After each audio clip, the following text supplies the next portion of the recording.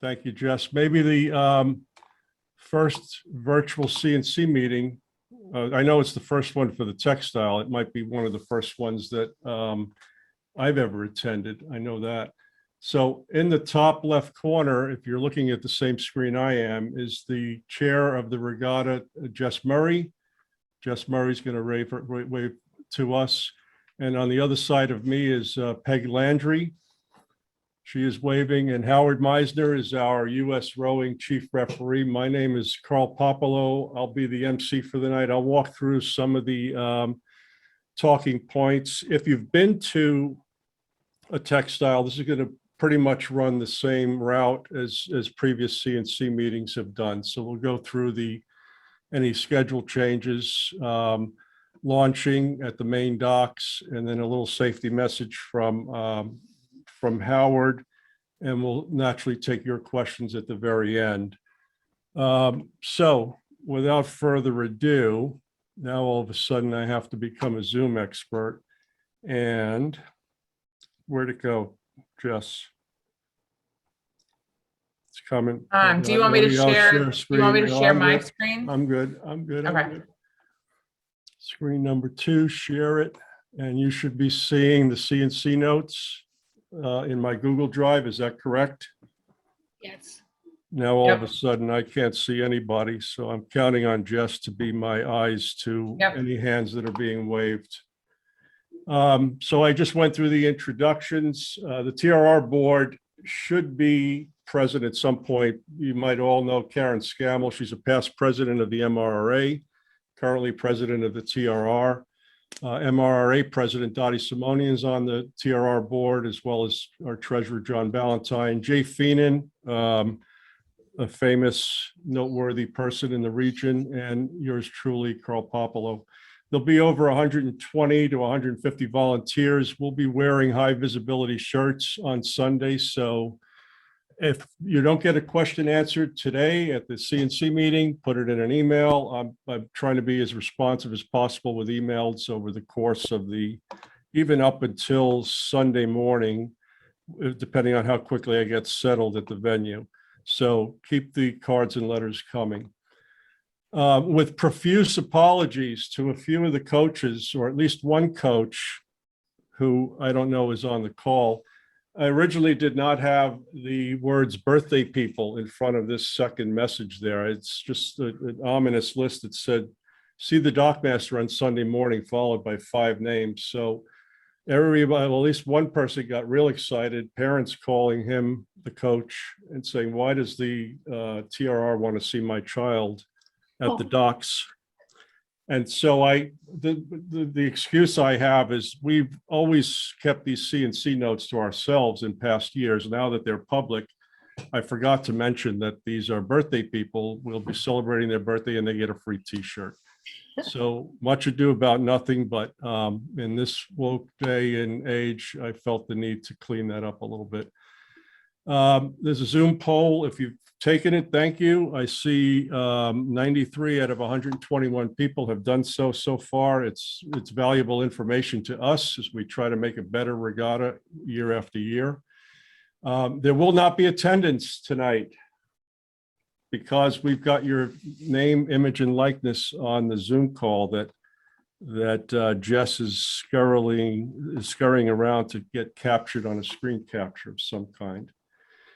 Let's move right into social media. If you're not aware yet, we'll be making race calls to the best of our ability. And what that means is we will have a point person at the docks on a laptop tweeting out the first and last calls of every race.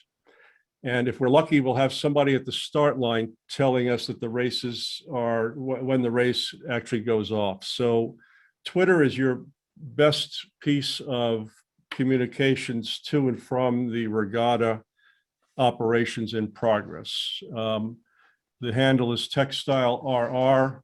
Don't forget that the last 2 R's, otherwise you end up being on a mailing list for textile products that you don't want to be on.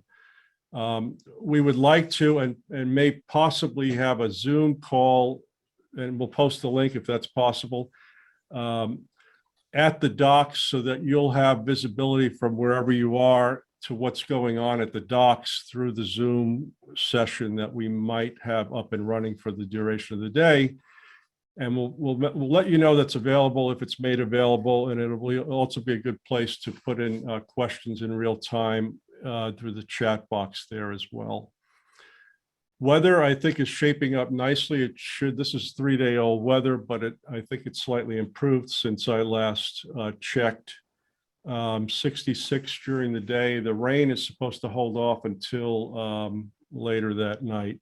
The water is high, so the good news is that any rocks or other things that would normally be in the way at 40 to 41 feet should be covered. The bad news is they're covered. So if they are on the margin, you might not see them right away. But if you pay attention to the buoys we've got laid out on the course, very generously laid out, you should be fine. We don't anticipate winds over, I think it was 6 to 8 miles per hour, but as you know, our standing policy is 12 miles or better from the east, and we'll start canceling from the lightweight events and smaller boats up as needed. Howard can elaborate on that when I turn the mic over to him. Schedule, no schedule changes at this point. As you see it, either on Regatta Central or on our website, the event order is now fixed, locked. It will not change. The actual time of the events will not change. The scheduled time of the events. And as Howard pointed out on our meeting Wednesday, all events are on schedule by definition. So we do not adjust the docks or any kinds of announcements based on the reality that's on the water. And we say that very, very candidly, because we don't anticipate that there will be a stoppage of any type worth noting. Now, if a thunderstorm came in and we cleared the river, you'll hear about that. So don't worry about major events, but the reality is that the start line is a conveyor belt. Once the first bow goes across, we pretty much will not stop until 1 o'clock in the afternoon. Launch calls are roughly based on a comfortable row from the main docks to the start. We mean it should take you 30 minutes in a comfortable row to get from the docks to the start. It's 3,500 meters. The course is 4,500. Do the math. The finish line is 1,000 meters below the boathouse. Our first call is 75 minutes ahead of the event. Our last call is 60 minutes ahead of the event. If you hear the last call and you're still in queue at the docks, do not freak out. And I say this, and I'm not sure where I say it in bullet 7. Look around you for the bow numbers in your neighborhood. If you're bow 150 and there's bow 140 and there's bow 160, you're in good shape. If you're in queue and you're bow 150, and everybody around you is bow 250, you're late. If you're bow 150 and the bows around you are 50, you're way early. So just try to keep the math in mind that you want to hang around people with bow cards that have numbers kind of like yours, plus or minus 10 to 20. We will manage the loading at the docks in a priority fashion, but we don't overreact to people being in exact numeric order. The green comment here is about early birds. If you manage to sneak through and launch way early, an extra 30 minutes before last call, or you want to get on the water early and go up and practice above the rock, be advised that we don't have infinite capacity on the river for all 400 boats to be out there together. So don't loiter in the start region if you plan on going out early. Launching, my favorite topic. So let's take a pause right now. Do we see any questions about the schedule? Nothing. Are there buoy penalties? You mean during the act of getting to the start? Or no, Erin posted in the chat. The only question we have is, are there buoy penalties during racing? Let's talk about that during racing. Yeah. Of course, and she's one of the biggest offenders, so, whoops, no. I We'll love you. get there. We'll If get there, it's- Erin. If it's the Erin I'm thinking of, it's probably not though, right? No, it is. It It is. Hi, Erin. Erin would row across the land if possible. I'm not telling tales out of school. If it was the straightest way to the finish line, she would do that. We'll get to that, Erin. I promise you, I still love you. Let's talk about launching. As you should know by now, all boats will launch at the main docks. No beach launching, no Rourke ramp launching. As such, it may be a slight walk, nothing you'll need to pack an overnight bag about, but it may be a while to get up to the docks for your event. If you're in tent area B and C, I'm not speaking too out of turn by saying there will be ample places for you to sit your boat in a set of slings if things are not moving as fast as you would like. Let's leave it at that. The trick, though, is to help me help you, help the dock team help you. And that means bringing your boat to the dock stern first. Stern first means that we don't have to spin your boat in the middle of a highly congested area. If we don't have to do that, then things can run very smoothly. We've got a synchrony going with the docks where one boat on, one boat off. We can get a conveyor belt of boats onto the dock. We can launch 3/8 on the outside, probably 2/8 on the inside during launching. When we've got boats coming back, though, it gets a little bit more complicated. But that's our job. Your job is to just be a little patient, bring some slings with you. Your oar caddies ought to be able to bring slings as well as their oars, I'm hoping. This image here, and you can look at these notes on the maps page on the website, are explaining to you pretty much the way we want to operate ideally. The orange path is the route into the docks. The green path is the way out. We want to try to keep the center, believe it or not, the center for exiting boats to go back to where they came from, and 3 main queues coming into in the Times Square area, what we call Times Square. So if you're paying attention here, the real reason for launching stern first at the dock is because you're going to go upriver to the start. So you peel off the dock when you pull away and you're in the right direction to head up to the start. This is a Salvador Dali imagination of what the docks would look like in a perfect world. So when you bring your boats around the boathouse, you end up at position J here. J stands for Jody. She's the boat captain, or I'm sorry, the dock master that will be doing heel tie checks and managing the queue coming around the front of the boathouse. Queues 1, 2, and 3 are coming from upriver of the boathouse, the main trailer lot, the tent area A, if you've been rigging up there. And we don't expect 3 processions coming down. We expect 1, and then we sequence 1, 2, and 3 to fill those slots so that inevitably 2 boats are ready and 1 boat is not. We can shoot you onto the docks as soon as you're ready. The boat that's in position J doesn't stay there for very long. They get a heel tie check and a bow ball check, and then we rotate them right into position 3, ready to shoot them onto the docks. WQ is the wall, and you are allowed to come down the wall at your own risk. At your own risk means that a lot of spectators like to sit on the wall. This area right down here tends to be cluttered up with oars, and that's fine because we're going to move you into position 1 or 2 to shoot you into the docks when ready.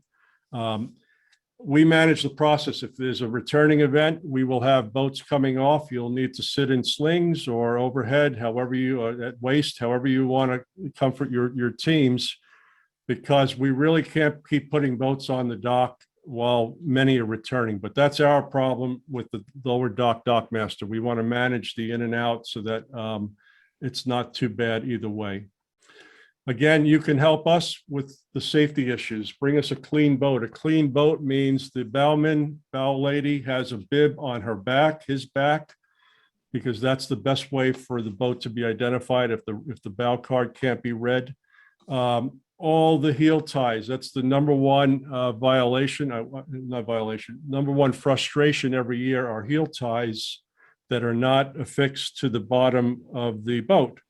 And in cold weather, fast boats in a head race with lots of traffic, and this is the number one thing that U.S. Rowing rightfully will tag you for. So again, don't panic. If you go down to shoulders or down to waist, tilt the boat for the inspection. Don't overreact. If you're in our possession at Times Square, we're going to ask you to step aside in your slings, do the repair. We will have a pile of zip ties to help you with some. I'll have some tools on me. Look for me or someone else that's waving pliers or a screwdriver or a wrench, and we'll get you on the river. No need to panic, especially for the novice crews that might be rowing some of your older boats. Once your boat's been passed, you'll move, again, referring to that diagram, you'll move from Times Square onto the mid dock. By the time we put you on this area of the docks down here, there should be an obvious place for you to put your boat into the water happening momentarily. Our responsibility is to look 30 seconds to a minute ahead and visualize that a boat at the very end of the dock will be leaving momentarily, and you're going to be on that mid dock ready to occupy that space. Oar caddies are part of the crew. So in a perfect world, an 8 coming down to the docks has 9 athletes and 2 oar caddies at minimum. That's 11 people. Try to maintain your footprint, move together with the crew, because oar caddies carrying 8 oars and a boat coming off the dock, bad things can happen. We'd rather you just all go on together, and then the oar caddies have donated the oars to the boat so we can race. They will come back with the shoes in a crate.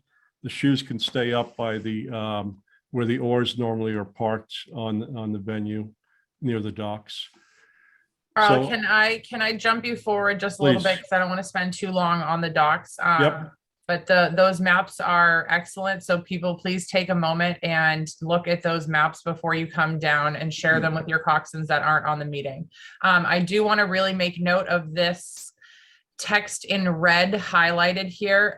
We are asking people to wear masks on the dock. We are asking people to not bring anyone extra, right? Oar caddies are part of your crew, but that is it. Your coach and no extra people. Absolutely no dogs on the deck. We need to have that space being as clean and as quick as possible. And please, please, please wear your masks.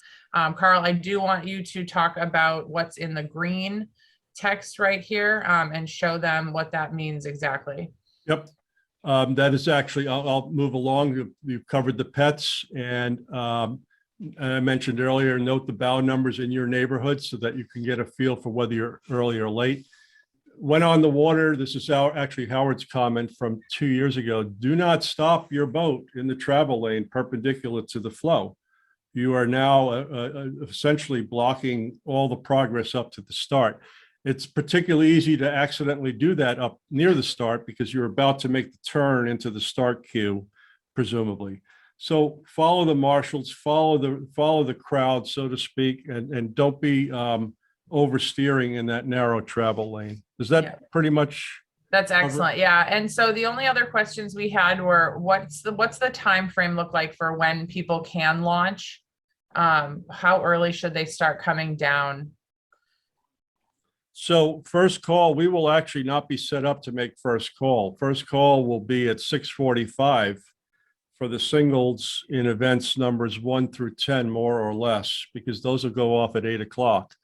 Because we're having the CNC meeting now, we don't need to have it on Sunday morning, which means racing will start at 8 a.m., which means launching will start anywhere from 6:45 to 7 to get up to the river in time. So the calls will be made precisely at 75 minutes and 60 minutes before the start of the race. Yeah, so I would say if you can quickly get out onto the dock, it'll take you 40 minutes before your race, but you have to account for that wait time. I do want to make note though that our race schedule isn't as congested in the larger boat heavy events. So some of those high school teams that used to be 40, 50, 60 boats deep in the events we're not seeing those kind of numbers in any event. So the wait time should not be as long as maybe they have been in the past as you come up to the docks. So we're not anticipating huge wait lines to get on and off the dock. And right, the schedule says that the schedule is, instead of 3 tent poles of giant junior events, it's smaller tent poles throughout the whole day, 15 to 20 entries per event, pretty much consistently throughout the day. Excellent. This picture, I won't dwell on it too much, but it's actually a picture of what a good set of dock orchestration looks like. This red and yellow boat here are nicely positioned to go onto the docks. That yellow boat is out of position because we want boats exiting to the right, and maybe they're going to the left. That's fine. But believe it or not, that congestion and chaos that you see in the trailer lot, there's actually a nice clean central lane through it where boats can come down from the nether regions. We don't want you rigging in the middle of this lot as if it's your personal trailer lot. So that's the goal, is to rig the boat, put it back up on the trailer until it needs to be rowed. I'm going to push now on the start line. If is Karen up? So I cannot, no, I have not found Karen, that Karen's here. Okay. Do you want to cover this, or Howard, or we pretty Either much one. I know can, the or rules? Howard. I can talk about the start line if you'd like. And I'm going to take a pause at looking at the chat. Yep. But you will have to scroll down a little bit in a moment when I go through. That map is in the event program that I posted earlier today. So you can be looking at that map to put you to sleep tonight. And I'll leave it here, and then I'll mute myself for a few minutes. Well, you can go ahead and put the map up so people can see what we're talking about at first. Okay. So in this, if you are looking at where it says start in the big white bold letters, and then there's a straight line straight across the start there, that orange area leading upriver is going to be where you know, if you want to stop and practice little starts, practice shorter things, you can kind of do that in that area. But that's going to be essentially the beginning of the queue stage. It will take you at least 30 minutes to get up there. The river is pretty calm right now, so it's not flowing very quickly, but you do want to note that you will float when you get up to that start line. So when you get to that orange queuing area, you're going to look for marshals to direct you where you're going to go. You are going to look for boats with similar bow numbers. This is also where you are going to want to take your last drinks of water, take your sweatshirts off, get yourself race prepared, because as you come up towards those big white arrows in the start line and we turn you, after you make that turn to come down into the start chute, you have no time left, right? So you're going to be back, you're going to be in the chute, and we're going to call you up to event and go. So something else to note, this white line at the start line, that is also labeled on land by a very long white dock. That is a nice sandy beach area. If we had any emergencies, thunderstorms, that's an area that we can get medical emergency, or you can use it as an evacuation point. There's a little gazebo there that you could take some shelter under. Go ahead and keep scrolling. Oh, actually, let me note really quickly. So if you are looking at the start map, above the white arrows, there are some little pictures of grenades going off. Those are rocks. You can see the large one from water. It sticks up from the water, but there are other rocks surrounding it all the way from before it and then after it as well. So you want to stay far away from this area. We also are not encouraging people to go up past this turn and then continue on upriver, where we will not send a marshal up there. If you are a high school crew, you are not allowed to go up past that rock at all, because we will not be able to keep eyes on you at that point. Cool. Go ahead and scroll down. Good. You are allowed to make a circle, right? If you can make a loop and make a second loop around so that if backing it becomes a little bit difficult, you can do that in the starting area.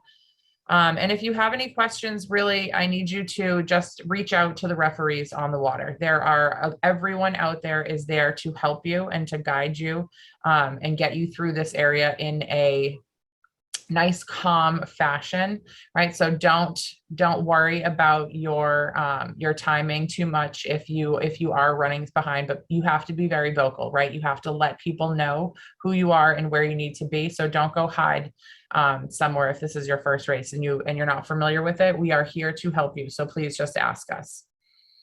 Okay, I'm going through, I'm not seeing too much. I don't want to spend too much time talking about the chute. The buoys, when you get to the start line, are going to be bright green, that neon green color. They're very, very large. We will have you pick up your pace, get to race pace about 200 meters up from the start line. So when they do clock you on, you'll already be at full pressure going through the start line. The start area is going to be with the green buoys, like I said, in a very large boat. So it will be difficult to miss.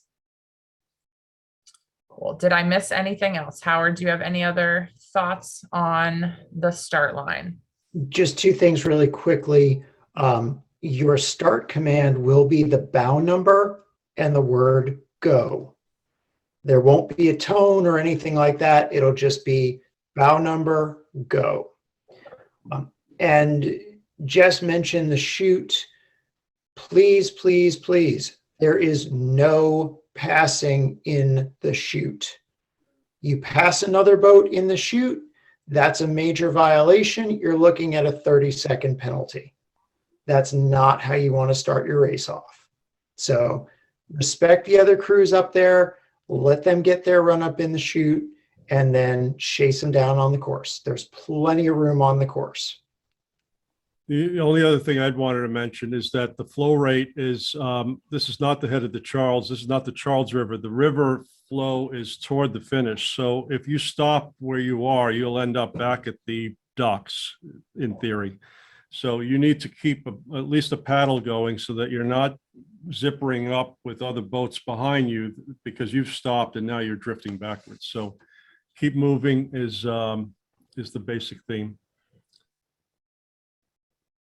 Are we good on, are there any questions there on?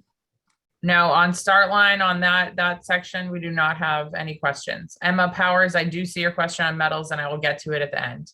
There's actually on the maps page on the website, there's also a good discussion pretty much covering what you said right there in case people want to review it and have a closer look.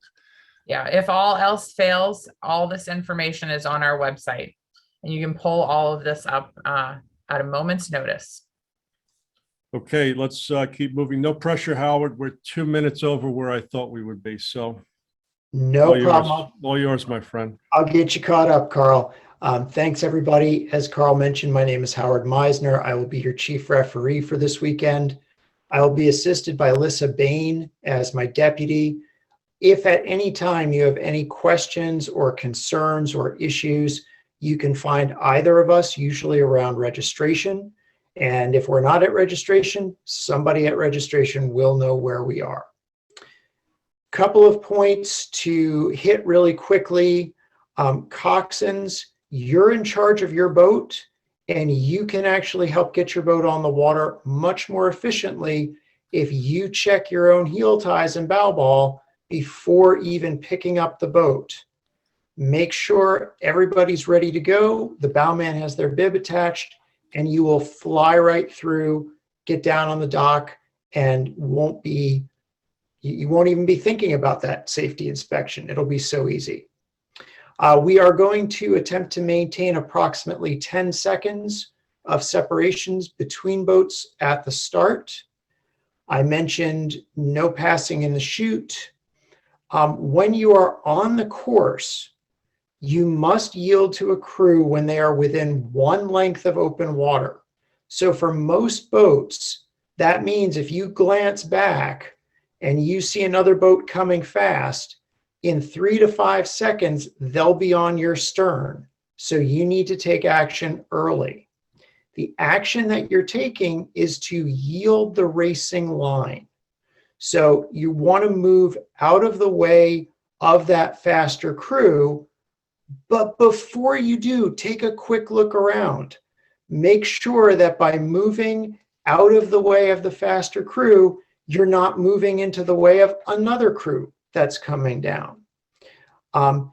We take safety into consideration whenever we have these issues.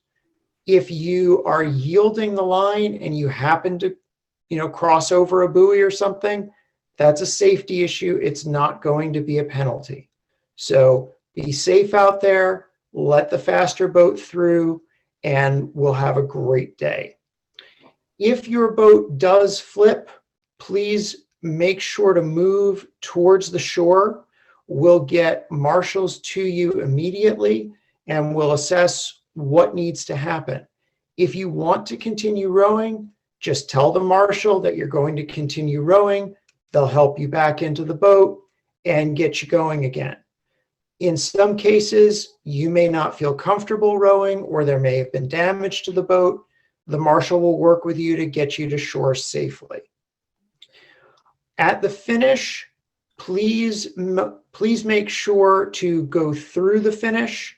There should be a horn at the finish, so keep your ears open for that. But if you don't see the horn, there are 2 very, very large buoys. Once you pass between those, you have definitely crossed the finish line.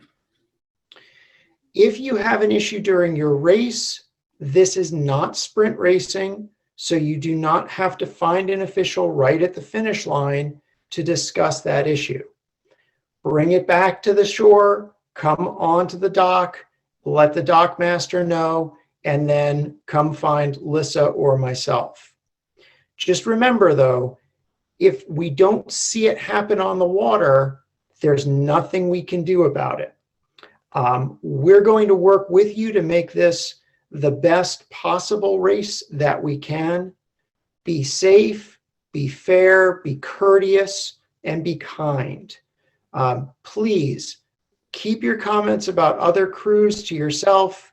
No taunting of other crews, and don't cut the line coming back to the docks unless you've let us know of a hot seating situation. Right now, I think we only know of 2 situations, and if everybody stays cool, calm, and collected, we'll get you off and on as quickly as possible. That's it for me.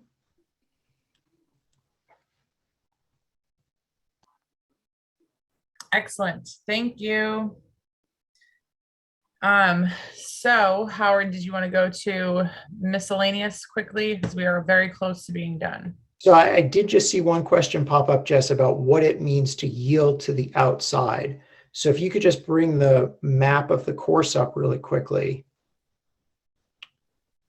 Okay, so if you are in the course, let's just say you've started your race and you're coming down the first straightaway. If you're being passed there, you want to yield towards the we're going opposite direction. You want to yield to the outside. You want to yield the racing line. So if you're going to cut close along those buoys, you want to move towards the shore. As you come into that turn, you're definitely going to want to yield towards the shore.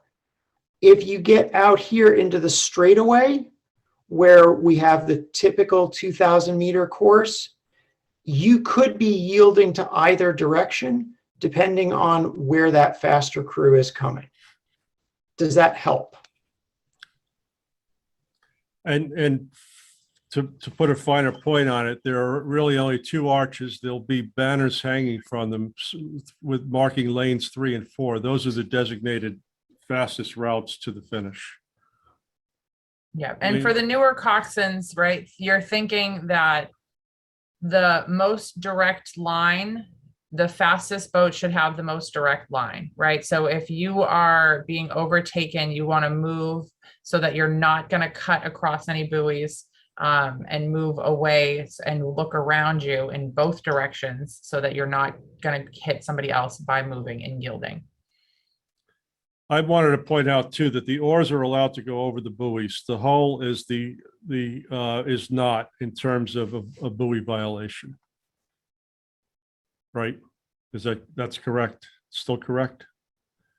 Yes. And Edward, yes, that is correct. Starboard, south side. Oh, repeat the question. That was an important question then. When they're rowing down, it's their starboard side. So around that corner that you were pulling out, they would be yielding to their starboard side. Right. In general, you're yielding to the slower. If you're yielding, you're the slower boat. You're yielding to the starboard side of the river. Yep. So quickly, I know I can see that under here in miscellaneous, we are not doing Saturday registration. You are only picking up registration packets on Sunday morning. We will host it in the same area, essentially at the front door of the boathouse, but everything will happen outside of the front door of the boathouse. So no one will need to come inside. We are asking that you wear your masks when you are in that line and you're coming up to the boathouse. There are no official weigh-ins, so it is on the honor system for this regatta, and you are allowed to bring your trailer down to the race course tomorrow. Anytime really afternoon, we should be set up to start parking there. Just be aware of where the vendors' tents are labeled and things like that, so you're not parking in that area, and trucks cannot stay with their trailers. They need to be unhitched. And the trailers can stay on there, but the trucks need to move. There is also trailer registration. If you go to our website, you can register your trailer. Only about 17 teams have done that so far. We have 61 crews coming, so I know there's a few more trailers we haven't hit up yet. And then the only other questions I had were about medals. I believe, yes, the top 3 medal. The medals tent will be located farther downriver towards the finish line than it has been in years past, but it will still be close to where all the people are, where everyone's located. We just did not want to take up valuable boat space when we only have one launch site. So the vendors are located like downriver. We're fitting all the boats and tents, and then we have the trailer, the boathouse. So you'll be able to have that full stretch, but the medals will be down there, and there will be a results tent down there as well with monitors so that you can see real-time results. Medals and vendors, and we're encouraging the vendors to offer some game day discounts, so stay tuned. Are you seeing the poll results? Does anybody care? Let's go through them real quick. I see a lot of Coxswains on this call, so I think they're all here for the Coxswains Clinic coming up momentarily. Excellent. I was actually surprised that nearly half the people are attending their first Textile. Well, thank you. It's the best race you'll ever race, right? Isn't that what most people say? So welcome. Also looks like a majority of the people are coming in on Sunday. Yeah. So it's good to know. That's Excellent. Good to know. Yep. And wow. And we made it up to 93% or 86% Red Sox fans. So well, that's the only question. Okay. That's the only question everybody got wrong. I was surprised. All the other questions they got right. This one they got terribly wrong because the Yankees are the preferred. How we have to re-educate you. We have another question about hut seating. If you can email us any hut seats that you have ahead of time, so we can do our best to accommodate that, but we will do our best to accommodate that. But if we can know exactly what you need, that would be the best. Yes, and there's a little calculation. Just take the add 20 minutes to from your start of the first race. That's to the finish line. 10 minutes back to the docks. That team that you're giving the boat or people to needs to be able to take 30 minutes to get up to the start of their event. So figure an hour turnaround. Is Mark Lewis on the call? Yeah, let me find him. Any other questions regarding to just the CNC meeting before we switch over and start doing the Coxswains Clinic? I think Mark can chat now. You found him? Yep. Mark can chat. Mark Lewis is a longtime rower on the Merrimack, so he's now up at coaching Hollis Brookline, and he's a Brit. So if we need to translate, I'm from Brooklyn. I'm not the right one to do the translation, but Jess, you'll stand by, right, in case we need to translate anything Mark says? Yep. Okay. Are you there, Mark? You Can you said hear me? there we are. Aaron Yep. says, Can you hear me? yes, I we heard can you, hear you, yeah. Mark. Great. Hi, guys. So thank you very much, Carl, Jess, Howard. You did do a great job, and you answered a lot of the questions that might well be asked in this clinic. Brief explanation of who I am. I coached down at UMass Lowell for 7 years and also raced a lot down the course, so I know all the twists and turns and the system there. So I'm pretty good at understanding of how you've got to get down the course safely and quickly. So I'm here to answer any questions you need. Normally I'm out on the side of the river, looking out at the river to explain this, but I'll do my best from a Zoom. So just to recap with you guys, it is a downstream course, which is very useful. The stream doesn't seem to be that high at the moment, so that is going to not hinder you too much and make your steering a lot easier. So just to recap, it's 1,000 meters from the boathouse to the finish line, 3,500 up to the start. You work your way up the orange travel lane.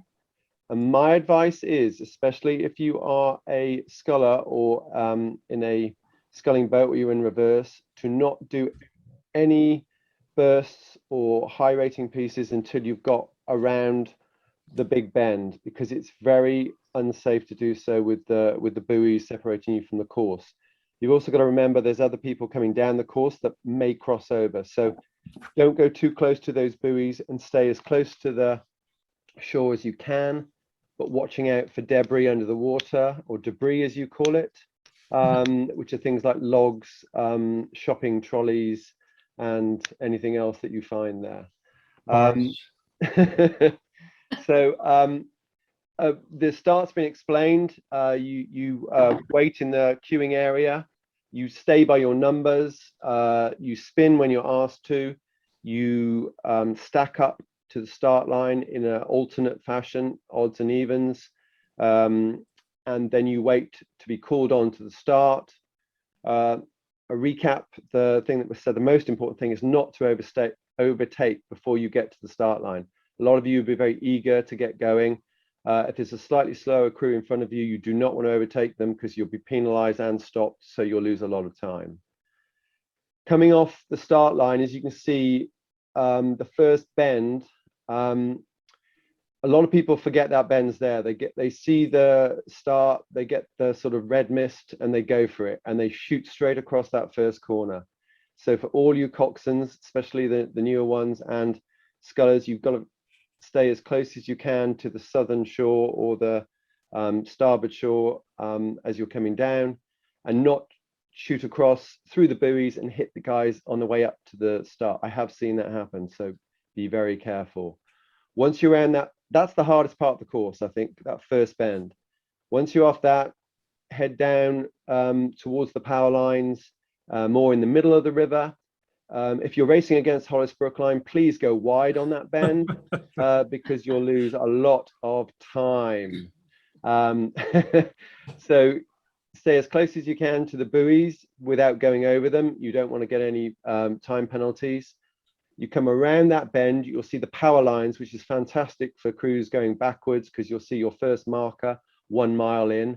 And that will really set you up on that bend for slingshotting down onto the 2,000 meter straight and down through the bridge. Now that bend is a long bend, so it keeps on going, it keeps on going, and a lot of you will end up in that bay on the south bank shore. So just keep going around that bend and watch out for the novice coxes coming up the other way in the travel lanes, because I've met a few of those in my past when I've been sculling down. Then there's the bridge. It's a very big bridge. It's made of metal. Okay, it will not move. I've seen a number of boats think that they can move the bridge. They cannot. So make sure you're really lined up for lanes 3 or 4. I think if you're a slightly faster crew, you can go for lane 3. If you just want to be safe, lane 4 is fine. But make sure that you are really lined up, especially in a sculling boat when you're going in reverse. A really good sign that you're getting close to that bridge is the noise. You will hear the noise of the bridge, but don't just not look behind you. You've got to get that lined up way in advance. Once you're coming through that bridge, it's a very easy straight line. The total distance of the course is 4,500 meters. When you're coming through the bridge, it's a very straight line down to the finish line. You can line up on a number of buildings in the distance, trees, chimneys, but again, it's a straight line through. So you coxes, choose a point and work your way down. The corner is the end of the race, so it's aimed for the center of the corner ahead of you. Again, if you want to take a little bit longer to get to the finish line, you can move over towards the rock, which is the orange explosion. But I would advise you all to stay in the middle and really take it up for that last 1,000 meters past the boathouse. We still got the 500-meter signs up, so you've got some indication when you're coming into the last 500 meters. When I coached, I would say which traffic lights to go from and which lampposts to go from, but I can't explain that to you now. But very important, you row through the finish line. A lot of boats, because there's a slight stagger on that corner, because it is a corner at the finish, they will stop before they go through both the buoys and the buzzer. So make sure you row through that finish line and don't stop as you go over the line. Keep going through, because other boats will be coming down and they will pile into you. Then listen to the marshals, work your way downstream, not too far because there's a dam at the end. You don't want to meet that, but that is a long way down. Get over safely to the boathouse side and then work your way up that travel lane, so the return lane to the finish. Now, really be careful when you're coming up that return lane that you don't drift out over the buoys onto the race course. I have seen people do that before. So don't try and go past boats or overtake slower crews there. Just wait your line, wait your queue, and don't go back out onto those buoys, because it's really unfair on those crews racing down if you plow into them. That was as quick as I could go down the course, which is hopefully the same speed as I'll be going in my double on Sunday. So. That's 11 minutes. That's a course record. Can I just make a quick note also, is the river, we do have a lot of water in the river this time of year. So the rock that is visible by that little orange explosion towards the finish line will be basically impossible to hit. We wouldn't be able to hit it with our launches, okay. But that is not the same case at the start. So you will see that giant rock still sticking out of the water, and just know that it is accompanied by many others. But this is a very good, safe and fun course. If you get around the first bend, get around the second bend, it's just that long straight home. But it's great for you all to get rid of all the training that you've done and produce a good time. Plus, there's only one bridge, unlike many regattas that have 5, 6, 7 bridges and all sorts of insanity. And if it is your first textile, the bridge abutments are 75 feet apart. So you are not going to be tightly squishing to get through the bridge. You have plenty of space. The only thing I wanted to mention is if there is weather, i.e. if there's wind, this map is roughly oriented north, south, east, and west. So if you're reading a weather report that says westerly winds, that's a tailwind in the straightaway stretch down here. This part of the river up to the power lines is pretty well protected on both sides. So there's not a lot of wind. My experience is not a lot of wind in that stretch. But when you get out here, it's a little bit wider. And if you've got westerly winds, that's a tailwind, if that means anything into your strategy. Excellent. Any other questions? If anyone wants to pop them in the chat or raise your hand, I can definitely unmute you. If anybody wants to ask us questions and doesn't want to ask the entire group, that is fine as well. We'll stay on for a few extra minutes, but thank you all that have come and thank you all that are involved. And we will post this online on our website after it is, downloaded and then re-uploaded. So it will take a little bit of time, but this will be something you can show to your fellow mates, your fellow crewmates. Yes, I do plan on, it's been recorded. I plan to do a little editing just to insert some timestamps so you can fast forward if you need to. I'll try to, I think we have the technology to include the chat questions in the tail end. But I'm looking at some I don't think you covered. Who do you need to tell to hot seat? Maybe you did. Just write to. No, we're all set. Everything's all set. The only, Okay. we're waiting, I'm unmuting Edward Doe because he has a verbal question. Okay. Hi, thanks. I've done Great Regatta. I've done it in the past. When you get down on the, above the start to turn around, can you, if you're a sculler, experienced sculler, can you go beyond the rocks, center where the rocks are to go warm up more if you need to, or if there's a delay in the queuing area? Yes. Marshal Yes. beyond. Yep, you can. We do have a marshal up that will be that is going to be up towards where those rocks are, but we are not chasing people up around the bend. So we're asking that high school crews don't go up in that area. But if you're masters, right, and you're comfortable with that area, you're more than welcome to take that upon yourself. All right, and the rotation obviously is north to south. You make the turn Yes. around the way the arrow is. Okay, there's no counterclockwise warm up that has there been in some of the regattas on that river in the past. Not No, this one. there's no warm-up loop up here. You're on your own in the Netherlands. But just so that you're aware, this is a golf course on Ting Island. So when they made the golf course, they dumped all the rock from the island into this stretch here, which is why you see the rocks on that side. So you definitely want to shade to the south side of the river under any conditions up there. Thank you.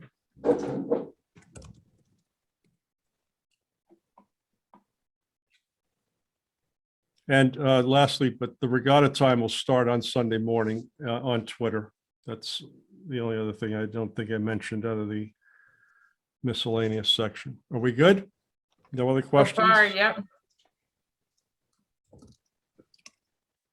Okay, everyone, let's Yep. wrap it up here. Get a good night's sleep tomorrow night. It is the first season premiere of Saturday Night Live, but just record it, I guess, and we'll see you bright or early on Sunday morning. I feel we got another. Yeah. No, sorry. Yep. Keep going. Sorry.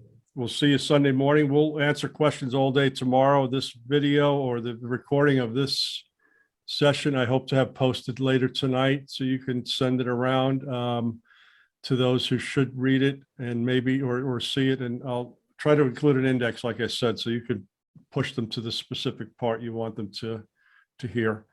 But I Sure. think we did a decent job here, keeping it under an hour. So Awesome. All right. And if anybody has questions, feel free to send us an email, info@textileregatta.org. textileriverregatta.org. That's why I never get email. I posted it in the chat. All right. Thank you so much, everyone. I'm going to stop recording now.